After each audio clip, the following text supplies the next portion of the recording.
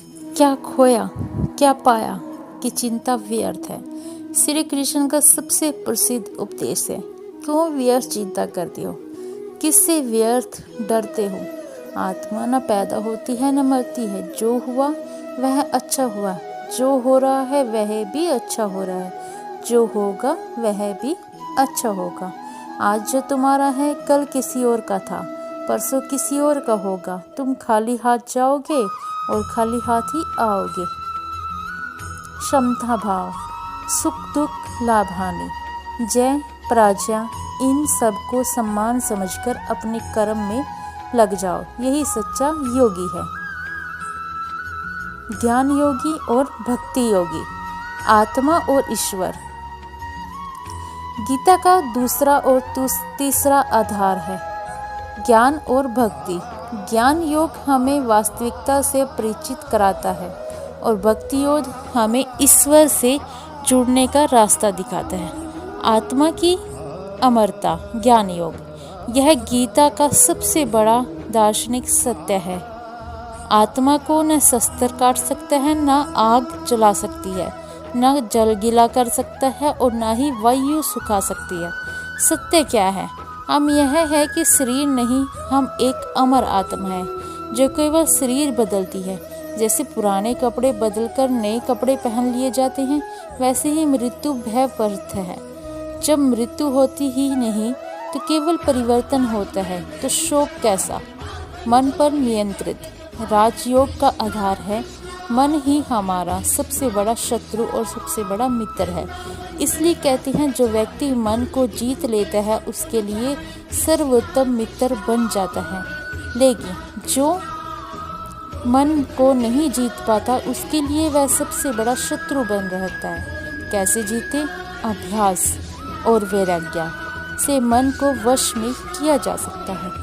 ईश्वर को समर्पण, भक्ति योग। ज्ञान के बाद कृष्ण भक्ति का सरल मार्ग दिखाते हैं, जिसे भक्ति योग कहते हैं। सभी धर्मों को छोड़कर केवल मेरी शरण में जाओ, मैं तुझे समस्त पापों से मुक्त कर दूंगा। तुम चिंता मत करो। भक्ति का अर्थ है यह सिर्फ पूजा पाठ नहीं, यह है पूर्ण समर्पण। अपने कर्मों को, फल को ईश्वर को सौंप देना। हर पल स्मरण, हर कर्म को ईश्वर की सेवा समझकर करना। प्रेम और श्रद्धा से ईश्वर की पूजा करना। निष्कर्ष और अंतिम शिक्षा।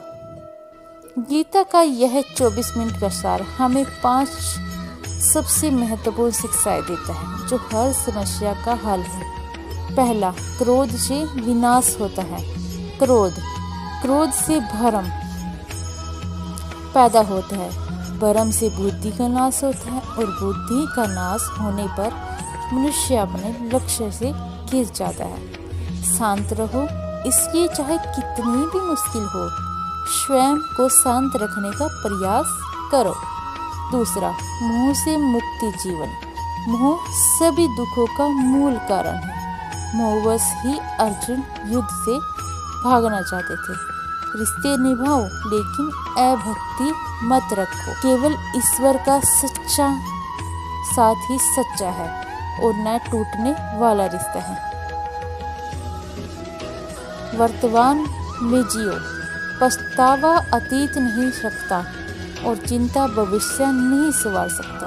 आपका नियंत्रण केवल अपने वर्तमान क्षण पर है, इसलिए वर्तमान के कर्म पर पूरी निष्ठा से करो। यही जीवन का सच्चा सुख है। विश्वास ही शक्ति। जो मनुष्य श्रद्धा में मेरी भक्ति करता है, उसे वह हर चीज देता हूँ जो उसके पास नहीं होती। जो उसके पास है मैं उसकी रक्षा भी करता हूँ। स्वयं पर, कर्म पर और ईश्वर पर विश्वास रखो। एक सहारा, एक ईश्वर। सबको छोड़कर केवल भगवान की शरण में आ जाओ। जिसे यह सहारा मिल जाता है वह हर डर, चिंता और दुख से मुक्त हो जाता है। दोस्तों, जीवन एक युद्ध है और श्री कृष्ण आपके साथी बनने को तैयार है। आपको केवल अर्जुन की तरह उनकी बात सुनकर कर्म करना है। अगर यह सार आपके जीवन में जरा भी बदलाव लाएगा तो हमारा यह प्रयास सफल हो जाएगा। इस वीडियो को उन सभी के साथ साझा करें जिन्हें आज इस दिव्य ज्ञान की ज़रूरत है। चैनल को सब्सक्राइब करना मत भूलना और कमेंट में जय श्री कृष्ण लिखना मत भूलना। जय श्री कृष्ण। राधे राधे।